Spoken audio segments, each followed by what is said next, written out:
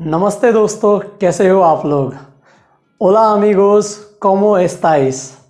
मेरा नाम है जितिन, मैं एक इंजीनियर हूँ और स्पेनिश का शिक्षक। Mi nombre es Jitin, soy ingeniero y maestro de español।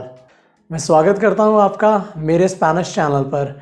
Bienvenidos a mi canal Español con muchacho indio। आज की वीडियो में हम बात करेंगे स्पेनिश शब्दों के उच्चारण के बारे में। Hoy en este video vamos a hablar de la pronunciación de las palabras de español।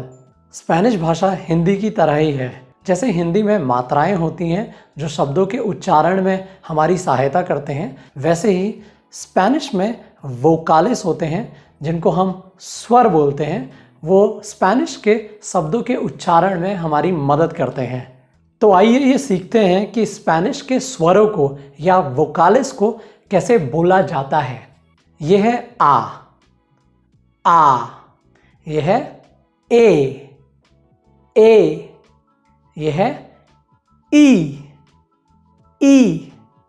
यह है ओ, और आखिरी है ऊ। स्पेनिश भाषा में भी अंग्रेजी की तरह 21 व्यंजन होते हैं।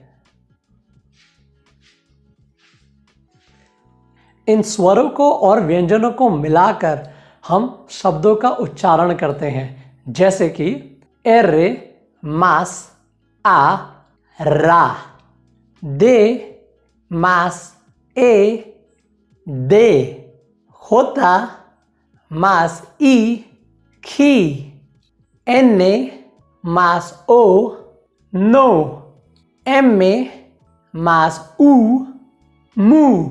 तो अब हम स्पेनिश के कुछ ऐसे नियम सीखेंगे जिससे हमारे स्पेनिश के उच्चारण में वृद्धि आएगी। पहला नियम, स्पेनिश में आचे की कोई आवाज़ नहीं होती है। आचे no tiene sonido।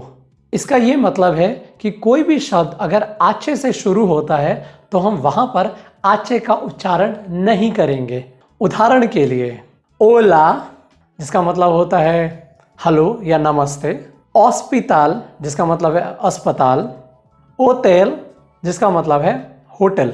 तो इन सारे ही शब्दों में हमने आचे का प्रयोग नहीं करा है। दूसरा नियम ये कहता है कि अगर से के साथ आचे है तो हम आचे का उच्चारण करेंगे। उदाहरण के लिए चीको यानी लड़का, चोकोलाते चॉकलेट, चैम्पू शैम्पू। तो यहाँ पर हमने से के साथ आचे का प्रयोग करा और हमने आचे का उच्चारण करा। अगला नियम ये कहता है कि अगर हम से को आ के साथ प्रयोग करेंगे तो हम सा नहीं कहेंगे, हम उसे का कहेंगे। उदाहरण के लिए कासा, जिसका मतलब होता है घर, कारा, जिसका मतलब होता है चेहरा, कालोर, जिसका मतलब होता है गर्मी, 14, जिसका मतलब है अंक 14। तो इस बात का ध्यान रखिएगा कि अगर से के साथ आ रहा है तो वो सा नहीं का है। अगला नियम ये है कि अगर से के साथ ओ आ रहा है तो हम उसे सो नहीं बोलेंगे, हम उसे को बोलेंगे। उदाहरण के लिए कोसा, कोसा का मतलब होता है कोई वस्तु, कोराजोन, जिसका ये मतलब होता है हृदय यानी दिल, कोरबाता, कोरबाता का मतलब होता है कंठ लंगोट, अंग्रेजी में टाई, कोलोर, कोलोर का मतलब होता है रंग। तो इस बात का ध्यान रखिएगा कि अगर से के साथ ओ आ रहा है तो वहाँ सो की आवाज़ नहीं आएगी, को की आवाज़ आएगी।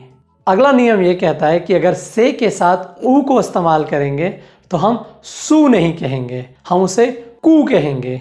उदाहरण के लिए कुचारा, जिसका मतलब होता है चम्मच, कुम्प्लियानियोस, जिसका मतलब होता है जन्मदिन, कूबो, जिसका मतलब है बाल्टी, क्वादेर्नो, जिसका मतलब है नोटबुक जिसमें आप लिखते हैं। तो हमेशा याद रखिएगा कि अगर से के साथ ऊ आ रहा है वो सू नहीं होगा, वो कू होगा। अगला नियम ये कहता है कि अगर कू और ऊ साथ में है तो यहाँ पर ऊ का उच्चारण नहीं होगा। उदाहरण के लिए अगर हमारे पास कू, ऊ और ई है तो हम यहाँ पर ऊ का उच्चारण नहीं करेंगे, तो हम यहाँ पर सिर्फ कू और ई को साथ में जोड़ेंगे और उसका उच्चारण करेंगे। जैसे कि किएन जिसका मतलब है कौन, या अंग्रेजी में हु।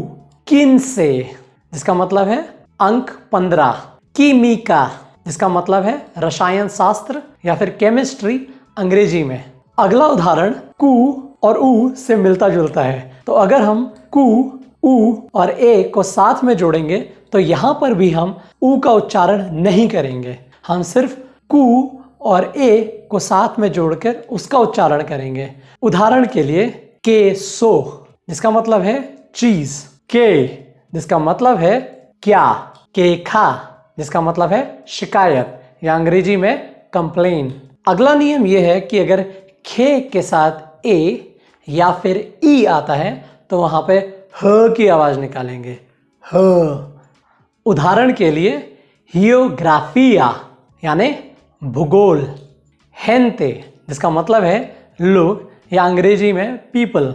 हिमनासियो का मतलब है व्यायामशाला या फिर अंग्रेजी में जिम। अगला नियम, यदि खे के साथ आ या ओ आता है तो हम ग की आवाज निकालेंगे। जैसे गोरा जिसका मतलब है टोपी या अंग्रेजी में कैप, या फिर गातो, गातो का मतलब है बिल्ली या अंग्रेजी में कैट। अगला नियम यह है कि स्पेनिश में उ बे या वे का उच्चारण बे जैसा होता है, बे बे। उदाहरण के लिए बाका जिसका मतलब है गाय, बोस जिसका मतलब है आवाज, बासो जिसका मतलब है ग्लास, वोल्कान जिसका मतलब है ज्वालामुखी या अंग्रेजी में वोल्केनो। तो ये याद रखिए कि स्पेनिश में वे या उवे की आवाज बे जैसी होती है। अगला नियम ये कहता है कि अगर दो एले साथ में हैं तो हम वहां पर एले नहीं बोलेंगे, वहां पर हम य का उच्चारण करेंगे, जो कि बहुत मिलता जुलता है अंग्रेजी के वाई अक्षर से। उदाहरण के लिए यावे, यावे का मतलब होता है चाबी। यूविया, यूविया का मतलब होता है बारिश। योरार, योरार का मतलब होता है रोना, अंग्रेजी में टू क्राई। अगला जो अक्षर है उसका उच्चारण है एन्ये, एन्ये। जैसे कि कारिन्यो जिसका मतलब होता है प्यारा, बान्यो जिसका मतलब होता है गुसलखाना या फिर अंग्रेजी में बाथरूम, नीन्यो या नीन्या जिसका मतलब होता है बच्चा या बच्ची। तो हमेशा याद रखिएगा कि ये एन्ये नहीं है, ये एन्ये है, एन्ये। अगला नियम ये है कि जब भी आप दो एरे को साथ में देखोगे तो आप आवाज निकालोगे एर्रे, एर्रे। ये जो ये आवाज है ये हम निकालते हैं जब दो एरे साथ में होंगे। उदाहरण के लिए पेर्रो जिसका मतलब है कुत्ता, या फिर कार्रो जिसका मतलब है गाड़ी, फेर्रो काररेल, फेरो काररेल का मतलब है रेलगाड़ी। आरोस, आरोस का मतलब है चावल। अगला नियम यह कहता है कि यदि कोई शब्द एरे से शुरू होता है तो वहां पर हम दो एरे वाली ही आवाज निकालेंगे। तो जैसे राडियो, रेडियो, या फिर राता जिसका मतलब है चूहा, रोपा कपड़े, रुइदो यानी कि शोर। तो इस बात को याद रखिएगा कि यदि अगर कोई शब्द एरे से शुरू होता है तो हम वहां पे दो एरे वाली ही आवाज निकालेंगे। जैसे र, यदि एरे किसी शब्द के बीच में है तो हम उसका उच्चारण आम तरह से करेंगे, जैसे कि कोराजोन जिसका मतलब है हृदय या दिल, कारिन्यो, कारिन्यो का मतलब होता है प्यारा। आखिरी नियम यह है कि अगर इग्रेगा अकेला है तो हम उसका उच्चारण करेंगे ई, ई। और ई का मतलब होता है और, या फिर अंग्रेजी में एंड।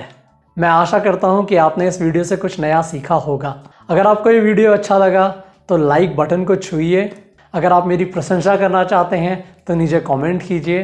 अगर अभी तक आपने मेरे चैनल को सब्सक्राइब नहीं करा है तो कृपया करके उसे सब्सक्राइब कीजिए और बेल आइकन को क्लिक कीजिए। अगले वीडियो तक hasta luego, चाओ।